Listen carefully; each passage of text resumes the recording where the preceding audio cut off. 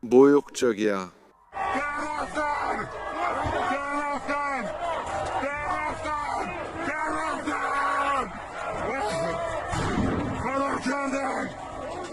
아야톨라 하메네이가 사라졌습니다. 이 조치는 이란 보건부 고위 관계자들이 아야톨라가 원치 않던 수치를 유출한 뒤 나온 것입니다. 전 세계는 이틀간의 강경 진압으로 천여 명이 사망한 것을 목격했습니다. 최고 지도자는 후폭풍과 미국의 공격을 두려워해 권력을 아들에게 넘기고 안전한 벙커로 퇴각했습니다. 그럼 이제 이 보도를 살펴보겠습니다. 인터넷이 차단된 상황에서도 이란 보건부의 두 고위 관계자가 타임지에 연락을 취했습니다. 그들은 하메네이에게 직접 보고한 데이터를 공유했고 이란 내부 자료에 따르면 이미 1000명 이상이 사망한 것으로 나타났습니다. 이 상황을 더 이해하기 어렵게 만드는 점은 대부분의 사망자가 1월과 1월 9일 단 이틀간 발생했다는 사실입니다. 비슷한 사례를 찾으려면 우리는 1941년으로 거슬러 올라가야 합니다. 나치 학살대가 단 이틀 만에 바비야르에서 33,000명의 우크라이나 유대인을 학살했던 때입니다. 그게 유일한 유사점, 즉 나치의 학살입니다. 이제 이슬람 공화국이 함께하는 집단이 바로 그것입니다. 하지만 이 모든 일에도 불구하고 유엔은 거의 아무런 대응도 하지 않고 있습니다. 이 일이 발생한 지 2주가 지났지만 유엔은 이틀 전에서야 특별회의를 열었습니다. 사람들은 분노했습니다. 회의에서 인권단체가 공유한 이야기를 들어보세요. 대통령님, 고등 판무관님, 귀빈 여러분, 이란 국민들은 악몽 같은 시간을 보내고 있습니다. 아들이 실종된 후 사흘 동안 그를 찾아 헤맨 한 가족의 이야기를 들려드리겠습니다. 그는 테헤란 거리 시위에 나섰지만 돌아오지 못했습니다. 그의 부모님은 먼저 병원을 찾았고 그곳에는 납치 후 살해된 부상자들도 있었습니다. 그를 못 찾은 부모님은 카리작 연간실로 갔습니다. 그들은 총상으로 훼손된 수많은 시신들이 검은 비닐봉지에 담겨 마치 쓰레기 더미처럼 바닥에 아무렇게나 버려진 채 놓여 있는 곳을 뒤졌습니다. 시신을 찾아가려는 유가족들은 사랑하는 사람을 죽이는 데 사용된 총알값으로 터무니없이 많은 돈을 내라는 말을 듣습니다. 또 다른 이들은 자녀의 죽음을 상상 속의 테러리스트 탓으로 돌리는 자백서에 강제로 서명해야 했습니다. 부모들은 희망과 공포가 뒤섞인 채로 검은 비닐봉지를 하나씩 열어보았습니다. 그들의 수색은 헛되지 않았습니다. 그들은 아들이 살아있음을 발견했습니다. 그는 기적적으로 심각한 총상에도 불구하고 살아남았고 시체 가방 안에서 3날 동안 꼼짝도 하지 않은 채 머리에 마무리 사격을 당하지 않으려고 죽은 척하며 버텼습니다. 그 부모님이 느꼈을 안도감을 상상해 보세요. 하지만 대부분에게 그런 기적은 없습니다. 수색은 슬픔 속에 끝납니다. 이것이 오늘날 수많은 이란인들이 마주하고 있는 지옥 같은 장면들입니다. 이 잔혹함의 규모가 드러나기 시작한 때입니다. 그때 하메네이는 모습을 감췄습니다. 당시 일어난 일은 단순한 탄압이 아니라 체계적 학살이었기 때문입니다.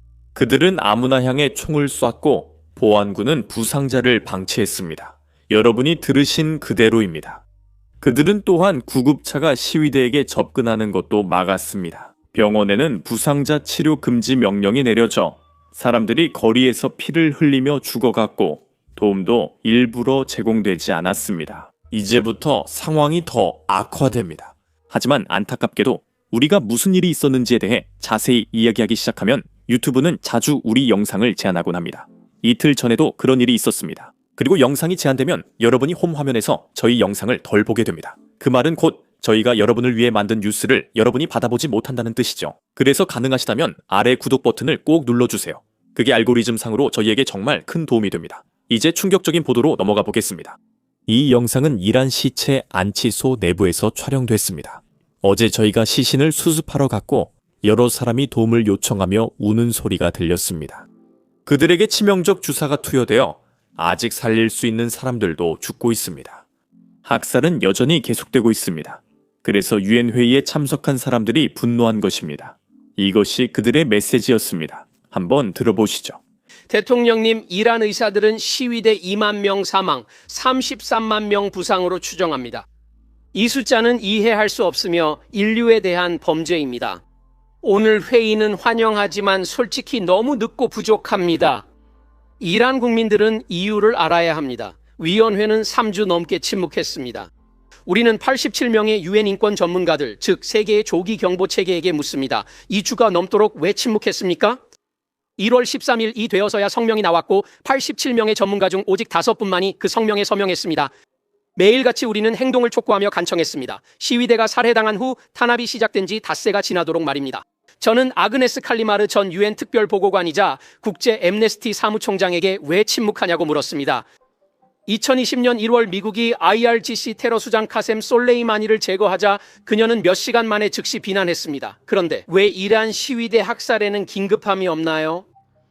그리고 이 방을 넘어 언론, 할리우드 유명인, 대학 시위대, 세계 여론을 움직이는 이들에게 묻습니다. 왜 침묵하십니까? 답은 명확하지만 불편합니다. 이란 시위는 소중한 내러티브를 깨뜨립니다.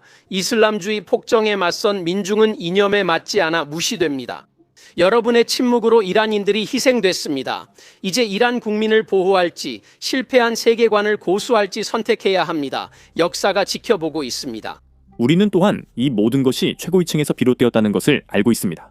이란 지도부에서 말입니다. 경찰은 하메네이가 직접 보안군에게 어떤 수단을 써서라도 시위를 진압하라고 명령했다는 사실을 확인했습니다.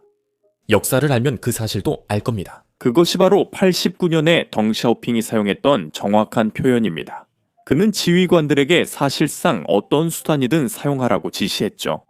그리고 있잖아요. 며칠 전에 저희가 이걸 다뤘습니다. 이 탄압의 배후에 있던 인물은 사실 덩샤오핑이 수십 년 전에 벌였던 탄압에서 영감을 받았습니다. 그래서 이번 탄압이 무차별적이었던 겁니다. 보안군은 할머니, 아이, 남녀노소, 임산부, 운동선수, 의료진, 예술가 등 모든 사람에게 총을 쐈습니다. 그들은 보이는 누구에게나 쏘고 있었습니다. 그래서 이런 질문이 듭니다. 그들은 이 상황을 어떻게 처리할까요? 거짓말을 하지만 제대로 하지도 못하고 숫자도 틀립니다. 며칠 전 그 정권은 실수로 약 5,000명이 사망했다고 인정했습니다. 그들은 누가 죽였고 누구였는지는 밝히지 않고 숫자만 인정했습니다. 하지만 이틀 후 그들은 그 숫자를 철회하기 시작했습니다. 그들은 아니야, 아니야, 아니야 라고 했습니다. 3,000명만 죽었고 이제 1,117명이라고 했습니다.